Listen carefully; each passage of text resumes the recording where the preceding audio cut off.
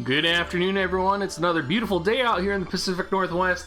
I hope all of you are doing absolutely fantastic this Saturday evening.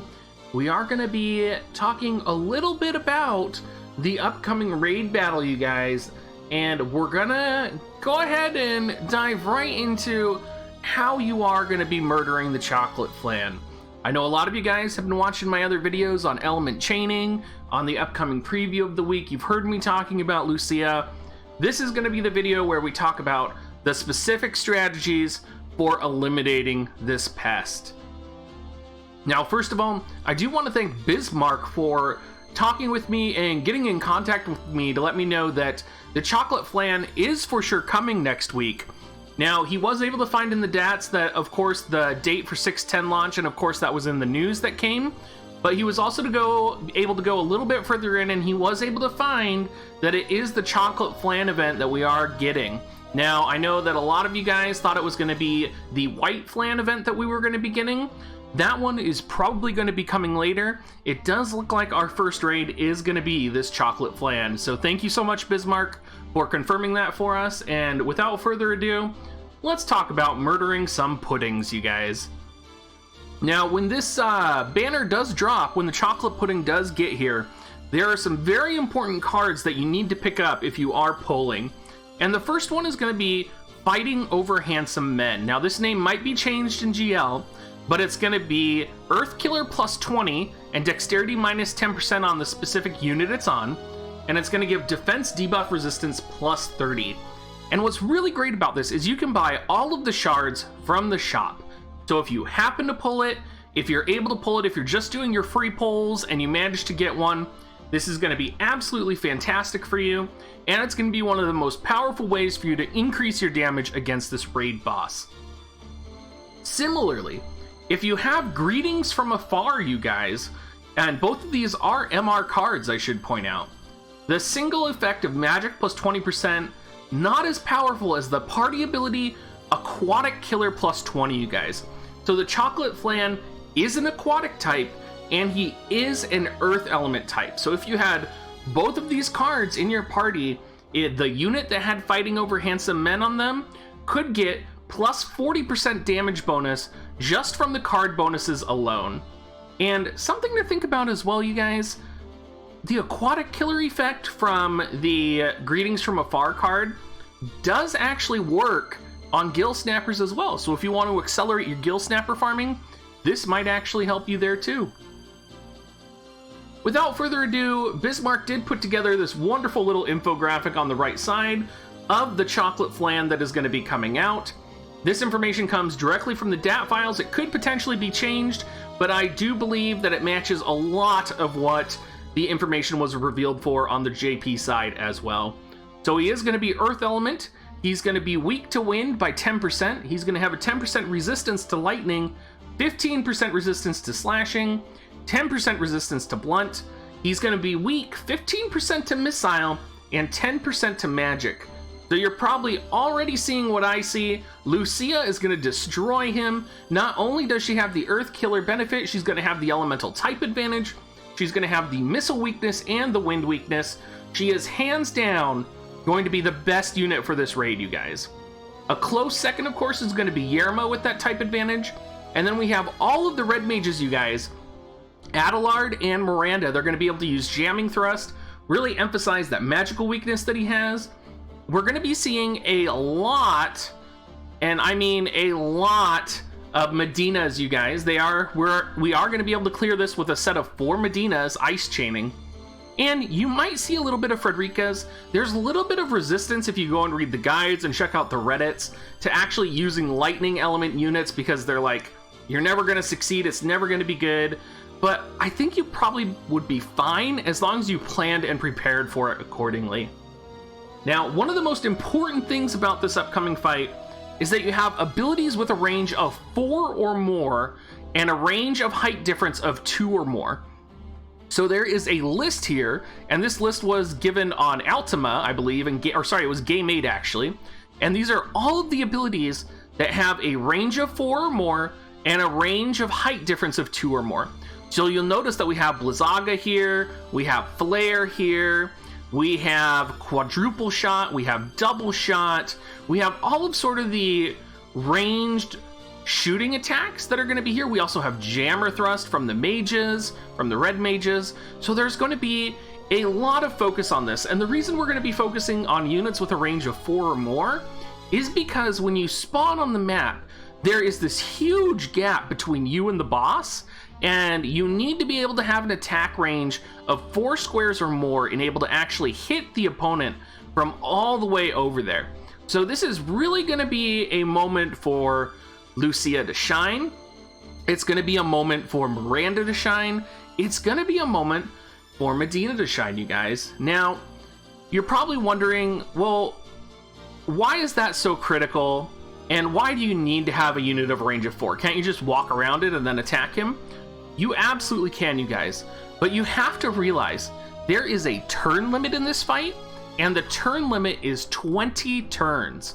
So you have to be able to kill this boss within 20 turns, or you're going to have to use another one of your raid orb charges, go into the weakened boss fight, and fight him again. So you want to be able to clear this with 1 raid orb, and you want to be able to do it on the first time you go in there. So elemental chaining is going to be so important, you guys. If you haven't already, please check out my elemental chaining video. You're going to want to be planning your party compositions based on elemental chaining. At level 99, the Chocolate Flan can have over 150,000 HP, you guys. If you are not using your elemental chains, if you are not planning your party compositions, you are going to be dying, you guys. And you're going to be dying a lot, because a lot of the multi-groups that you're going to be forming are going to be pugs.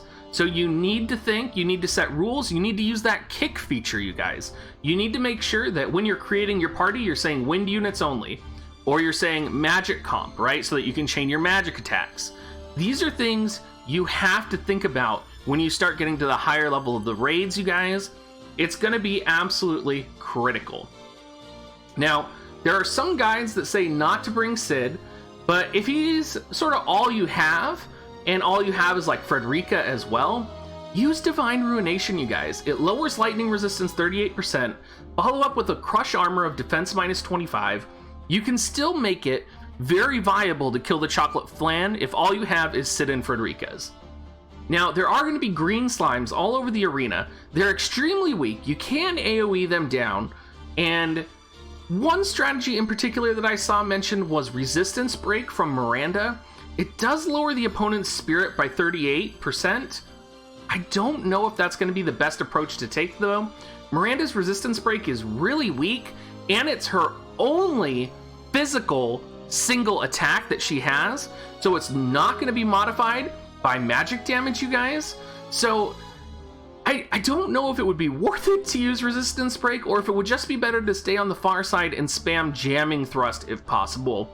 So something to think about there. Some of the strategies out there are pretty interesting. I think Yerma, utilizing Yerma and chaining with a Lucia team, very powerful, right? You could pop the quadruple shots, you could jump in there with Yerma and throw a launch at them. Very powerful technique. Using a team of Medinas, for example, or just doing a team of Medinas and Mirandas. You could send your Medinas forward. Blizzaga does have a range of 4. Have them all cast the Blizzaga on the opponents and then follow up with a Jammer Thrust from Miranda. Completely viable, you guys. If you don't have access to Lucia, you can bring a Ryu. And you know, you will probably get some resistance. Of course, there's going to be the people who are like Lucia only in their multis. And that's, you know, that's just how they want to play the game. Let them play the game that way. But your Ryu could be just as strong. I have a Ryu level 99, and I'm sure I'm going to be bringing him into this mission, you guys, and using him. So lots of things to think about, lots of strategies. I think the best way to do this is going to be to either come into a Discord, come into my Discord, for example, if you're a lower level player, and just be like, hey, I want to, you know, team up with people. I want to do some higher level stuff. I might not have the best units, but let's see if we can get something to work. It's going to be something where you're going to have to get involved with the community if you really want to push into the higher levels. So definitely think about that aspect as well, you guys. Now, finally, let's talk about some of the Esper choices out there. Now, Tetrasylphid, Ramuh, and oh my god, I always forget his name. I always want to call him Golem because I want to call Golem Titan, but he's Ogre. And we're going to talk about the aquatic killer aspect on them.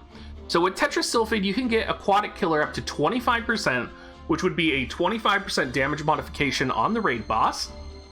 You need 245 SP for that, and you need a 2-star level 48 Tetrasilphid. Very similar with Ramuh, you can get 25% Aquatic Killer at 245 SP, which is going to be 2-star and level 48 for him as well. And then for Ogre, you can get Aquatic Killer 15% at 170 SP, which is going to be 2-star level 30.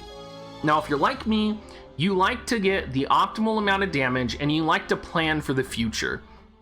And when you're looking at Ramuh, when you're looking at Ogre, there's not really much use for them when you have Shiva or you have other units where maybe you don't need a full magic comp, maybe you just need Aquatic Killer up, right? Or maybe you're trying to figure out how to maximize your damage, and maybe having Aquatic Killer on your magic unit is going to deal more damage than the magic attack up that you can get. So there's a lot of different things to think about. One of the other things that I'm looking at too is, assuming we get the next raid, which is going to be the White Day raid from JP, which is like their Valentine's Day, you're going to be fighting another aquatic type enemy, which is going to be a White Chocolate Flan. And then in addition, Gill Snappers are also considered aquatic types, so maybe you can give some of the units you're leveling a little bit of an advantage in the Gill Snappers cave. Maybe you can get them just that little bit stronger and push that damage in there to make it a little bit more efficient. Thank you so much for watching, you guys. I hope that all of this information you found was useful and you do have a better idea of the raid that's going to be coming next week. As always, if you are looking to buy Visior, make sure you use my affiliate link for Amazon down below and do it with Amazon coins. You save 20% on your Visior, and that gives me 10% of whatever it is you buy. It's the best way to help support me so that I can keep doing what I can do without actually directly donating to me. So thank you so much to everyone who's been going out there and doing that.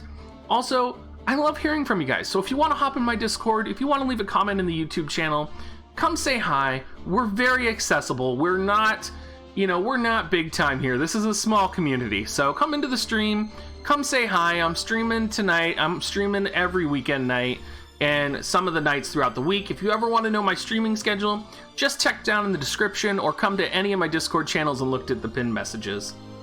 Thank you so much, you guys, and enjoy the rest of your weekend.